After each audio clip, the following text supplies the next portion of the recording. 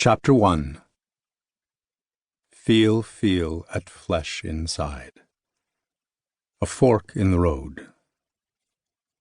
At the age of 18, I found myself pondering a fork in the road of my life. I needed to make a truly life-changing either-or decision, and the diverging paths headed in opposite directions. I could see with some clarity down one of them. I'd been accepted at the University of Toronto to study physics. Certain steps along that journey seemed neatly laid out for me. Complete university, maybe do some postgraduate study, secure a job, get married, buy a home, maybe have kids, raise them. I knew none of the details, but the way stations along that journey were situated with a certain conventional inevitability. And then there was the other path, which veered from convention into the dark unknown. I was drawn to it in part by my love of theater. For a couple of years, I'd been training with a theater company in downtown Toronto run by John Herbert, a director and playwright who's best known for penning Fortune and Men's Eyes. Working with his company, I'd been bitten by the theater bug. It had ignited a fever in my veins. I loved it.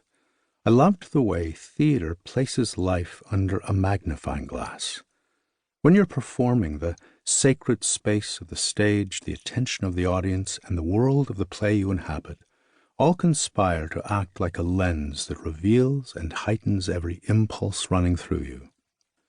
When it's at its best, theater taps into a rare magic that can hold the whole of a character's life there and illuminate it for all to share. To experience this as an actor is to experience a special freedom of being. Hungry to understand theater, I trained and wrote and read whenever I could, and along the way I discovered the work of Zeami Motokyo. Born in Japan in 1363, he had, with his father, developed a timeless style of theater called no. Reading his secret treatises on the art of the no, I was transfixed. With illusion, metaphor, and poetry, they illuminated the very essence of the actor's art. Zeami wrote of the underlying spiritual strength of the actor, which enables him to enter a state of mindlessness in which the actor conceals even from himself his own intent.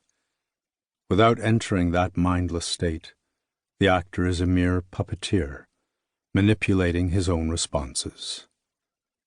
Life and death, past and present, marionettes on a toy stage.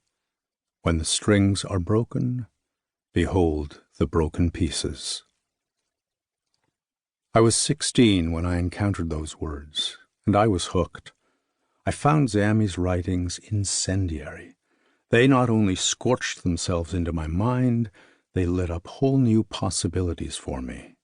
So when I heard that a no play was being performed in Montreal, I hopped on a Greyhound bus for a 6-hour ride to see it firsthand. The play I saw, Sumidagawa, was about a mother whose young son had been abducted by slave traders and killed beside a river.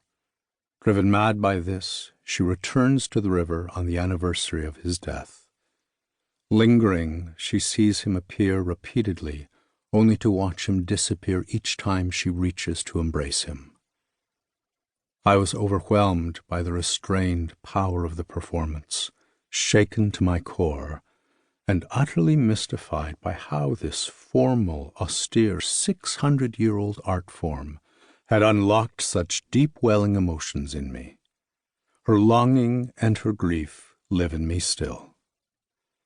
Lingering at that fork in the road, I looked down the path to university physics and beyond, dotted into the distance with its various way stations, and down the other path, engulfed in a darkness that dared me to defy expectation and go to Japan and probe the beauty of no theater. I think when all is said and done, I felt more deeply baffled by the mystery of no than by the mysteries of quantum mechanics, which says a lot.